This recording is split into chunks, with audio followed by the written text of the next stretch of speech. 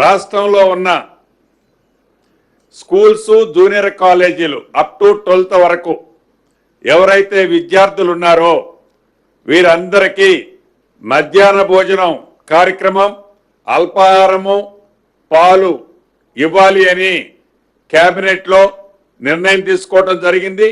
ఈ విద్యార్థులతో పాటు సుమారు 1,50,000 మంది టీచర్స్ కానీ టీచర్స్తో పాటు లెక్చరర్స్ సిబ్బంది వారికి కూడా ఉచిత టిఫిను పాలు అదే రకంగా భోజనాన్ని కూడా ఏర్పాటు చేయాలని రాష్ట్ర కేబినెట్ ఈరోజు నిర్ణయం తీసుకోవడం జరిగింది. అదే రకంగా పేదవాడికి మంచి వైద్యం ఇవ్వాలని ఈ రాష్ట్ర ప్రభుత్వం ఏదైతే దృఢ సంకల్పంతో ఈ వైద్య హెల్త్ సెక్టార్ని మరింత స్ట్రెంథెన్ చేసే దాంట్లో భాగంగా టిమ్స్ సూపర్ స్పెషాలిటీ హాస్పిటల్తో పాటు సనత్ నగరు ఎల్బీ నగరు అల్వాలోని TIMS Warangal super speciality hospitals already as early as possible complete చేస్తూ వాటిని రన్నింగ్లోకి తీసుకురావడానికి 6,278 పోస్టులు 6,278 వివిధ కేటగిరీలకు సంబంధించిన పోస్టులను కూడా రాష్ట్ర కేబినెట్ ఆమోదించడం జరిగింది.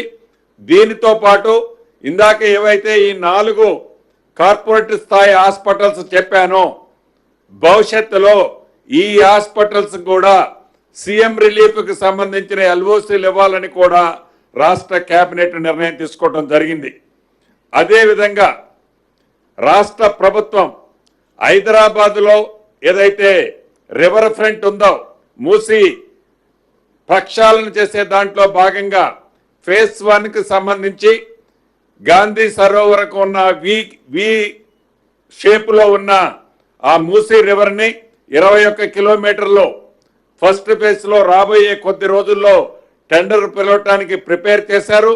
దానికి సంబంధించి 7,345 కోట్లు 7,345 క్రోర్స్కి రాష్ట్ర కేబినెట్ ఆమోదించడం జరిగింది.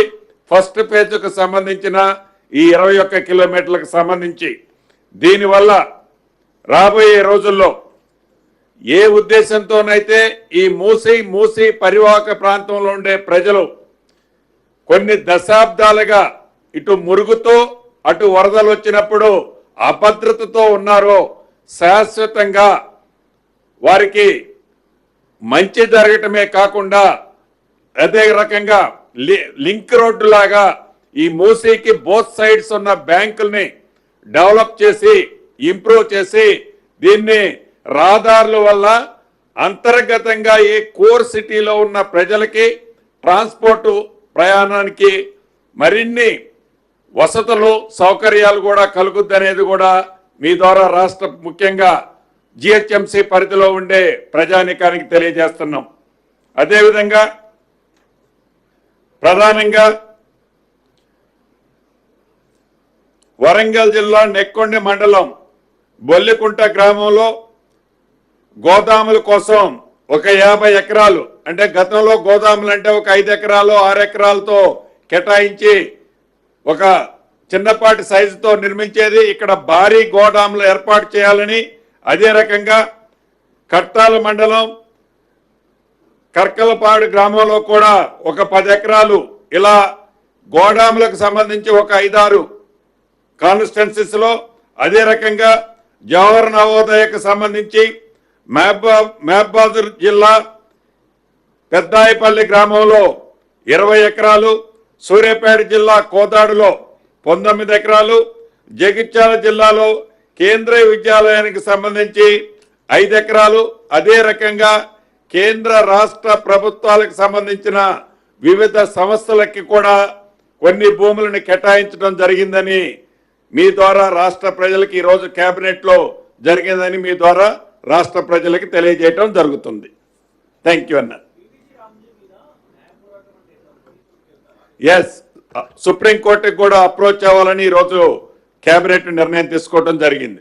ఇది ఇన్కార్పొరేట్ దీంట్లో జాయిన్ అవుతూనే మనకు ఉన్న హక్కులు ఏవైతే ఉన్నాయో ఆ హక్కులని రక్షించుకునే దాంట్లో న్యాయస్థానం సుప్రీంకోర్టుకి అప్రోచ్ అవ్వాలన్నది కూడా కేబినెట్ నిర్ణయం తీసుకోవడం జరిగింది.